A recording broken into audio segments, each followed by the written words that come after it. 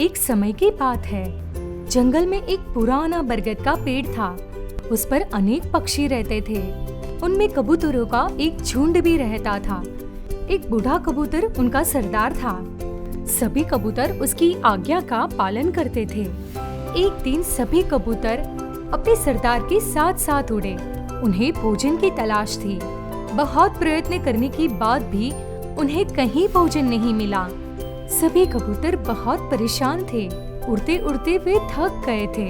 भूख के मारे उनका बुरा हाल था। कुछ दूर जाने पर एक कबूतर ने जमीन पर बिखरे दानों को देखा तथा उसने अपने साथियों से कहा, देखो जमीन पर दाने बिखरे पड़े हैं। सभी कबूतरों ने दानों को देखा। वे नीचे उतरने को तैयार हो गए।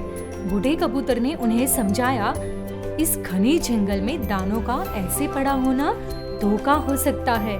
तुम कुछ क्षण ठहरो, मैं पहले इसका पता लगा कर आता हूँ। बूढ़ा कबूतर नीचे की ओर उड़ा। उसने एक पीपल के वृक्ष की शाखा पर बैठकर ध्यान से देखा। दानों के ऊपर बहुत बारीक सा जाल फैला हुआ था। उसने झाड़ी के पास छिपे बहेलिये को भी देख लिया। वह बहेलिये की चाल को समझ गया। उधर कबूतर बहुत भूखे थे। वे दाने खाने के लिए व्याकुल हो उठे। उन्हें एक एक क्षण कई घंटों के समान लग रहा था। एक युवा कबूतर ने कहा, भाइयों, हमारा सरदार अब बूढ़ा हो चला है। यही कारण है कि उसकी बुद्धि ठीक से काम नहीं कर पा रही है। वह सनकी और चिड़चिड़ा भी हो गया है। हमें अब अपना सरदार बदल देना चाहिए। एक दूसरे कबूतर ने उसकी बात सही ठहराते हुए कहा, हमारा साथी ठीक कहता है। इतने घने जंगल में क्या खतरा हो सकता है। चलो हम दाने खाने नीचे चले। सभी कबूतर नीचे उतर आए। बूढ़ा कबूतर उन्हें रोकने के लिए चिल्लाता रह गया, परंतु किसी ने उसकी बात नहीं मानी। जैसे ही उन्होंने दाने चुगना आरंभ किया, वे जाल में फंस गए और मुक्ति पाने के लिए अपने पंख फड़फड़ाने लगे। सभी कबूतर सरदार से सहायता की पुकार करने लगे।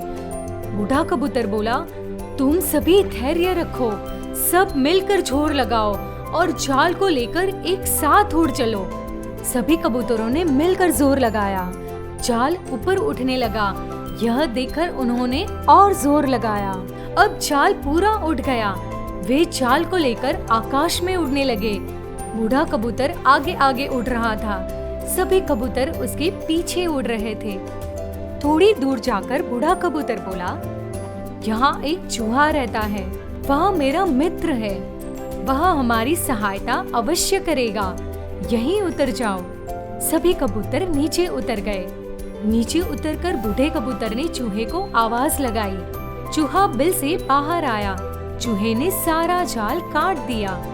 सभी कबूतर जाल से मुक्त हो गए। सभी कबूतरों ने चूहे और अपने सरदार को धन्यवाद दिया।